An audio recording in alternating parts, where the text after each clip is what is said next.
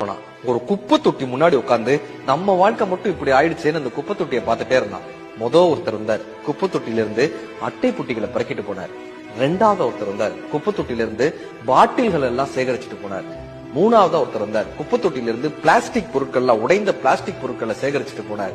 ஒரு நாய் அந்த பக்கமா வந்தது. அங்க இருக்கக்கூடிய எச்சில் இலையில இருந்து உணவை சாப்பிட்டுட்டு இருந்தது. கொஞ்ச நேரம் கழிச்சு ஒரு பசுமாடு வந்தது. அங்க இருக்கக்கூடிய இலைகளை எல்லாம் சாப்பிட்டுட்டே இருந்தது. இப்ப இவன் யோசிச்சான், ஒரு குப்பை தொட்டியாலேயே இத்தனை பேரை வாழ வைக்க முடிகிறது என்றால் நாம் ஏன் வாழ முடியாதுன்னு அந்த தற்கொலை எண்ணத்தை அந்த குப்பை தொட்டியிலேயே தூக்கி எறிந்துவிட்டு தன் வாழ்க்கையை நோக்கி நடக்க தொடங்கினார்.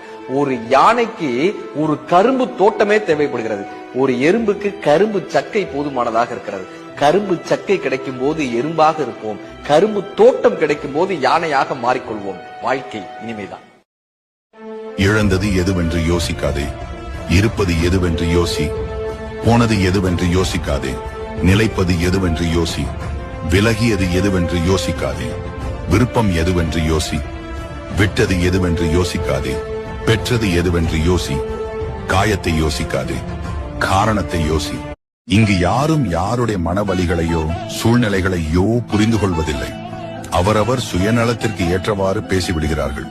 தனியாக வாழ எப்போதும் தயாராக இருங்கள். சிலர் திடீரென்று மாறுவார்கள்.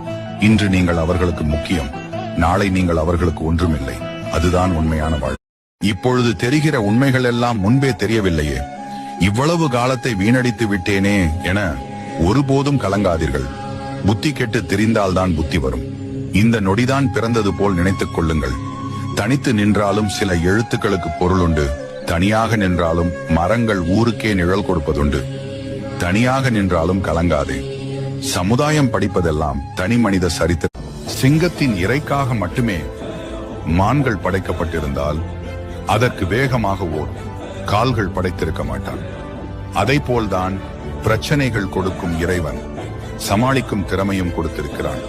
துணிந்து செல்.